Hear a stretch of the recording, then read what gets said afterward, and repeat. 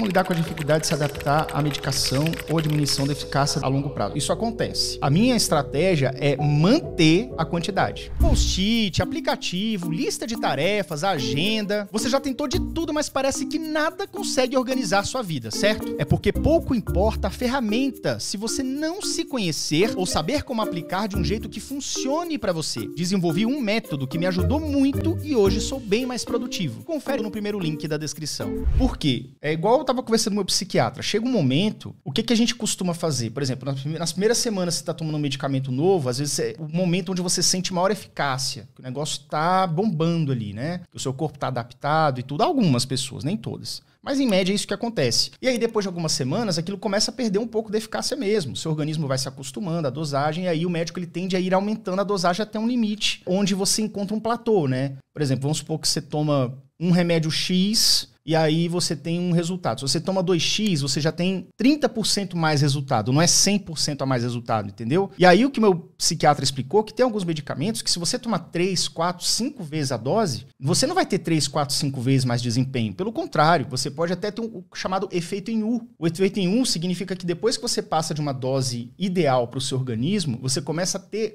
uma dificuldade naquele sintoma que você quer tratar. É como se fosse assim, você tem um medicamento que te ajuda na questão dos neurotransmissores, na questão, um psicoestimulante, eu tô dando um exemplo, não tô falando que é assim não, tá? Só pra você entender melhor. Vamos supor que é um psicoestimulante que você toma. E aí aquilo ajuda você na concentração, evitar você ficar divagando, você consegue perseverar mais tempo, etc. Você tem várias vantagens. E aí o que acontece? Você começa a sentir que tá perdendo efeito. Aí você toma mais dose, vai subindo a dose por conta própria, o que é errado, tá? E aí chega um momento que você simplesmente começa a ficar mais desfocado ainda, você fica mais ansioso ainda, ou seja, o medicamento ele começa a fazer o oposto do que ele em tese estaria tratando. Então essa questão do medicamento ela não é assim 880. O seu organismo ele tem um tempo de adaptação, ele tem um tempo de processamento daquela química e isso tende a diminuir à medida que você vai tomando o medicamento por mais tempo, o seu organismo ele vai ficando mais eficaz em tirar aquele corpo estranho de circulação, né? Aquele composto estranho. Então é por isso que o medicamento ele dura X horas, porque geralmente é o tempo de horas que leva para o seu organismo absorver aquilo ali, liberar na urina, nas fezes, enfim. Então essa questão da adaptação é o seguinte, você pode sim subir a dose com orientação médica, mas vai chegar um platô ali. Então, geralmente, você tem que meio que entender, você tem que adotar estratégias que, somado àquela dose mais baixa, que o seu organismo está necessitando do medicamento, somado a essa questão, você também tem que adotar estratégias para você ter uma força de vontade maior. Aliás, não é nem esse o termo, é você não depender tanto de força de vontade. Tá entendendo? Então, é isso que você tem que ter cuidado e tem que ter esse autoconhecimento, beleza? Você é um TDAH que estudou muito sobre isso, ou tem alguma formação sobre o assunto. Eu costumo brincar, Marcos, que a minha formação é 39 anos de TDAH. Não tenho formação em psicologia, não sou médico, eu lido com TDAH há muitos anos, comecei o projeto TDAH Descomplicado desde 2015, tenho memórias vivas da minha infância e estudo muito o TDAH praticamente todos os dias. Comecei a passar muito das situações que eu vivo na pele desde a infância, desde as minhas primeiras memórias, no final dos 3 para 4 anos, tenho memórias vivas dessa época, bem no comecinho da vida, e comecei a orientar as pessoas, contar minha história, falar o que dava certo, o que não dava certo, e comecei a estudar diversos livros sobre o TDAH, trabalhos científicos também. Então, o resultado disso tudo é isso. É o TDAH Descomplicado. É os vídeos que eu faço, as mentorias que eu faço também, tá? Para adultos. O programa Meu TDAH, que tem presença de psicólogos, de médicos também, né? Inclusive, a responsável técnica do programa é uma psicóloga. Então, assim, não estou sozinho e também é uma forma de eu fazer um negócio bem feito para que você não se sinta sozinho também. Então, formação acadêmica, sou administrador, mas não tenho formação acadêmica na psicologia ou na medicina, ok?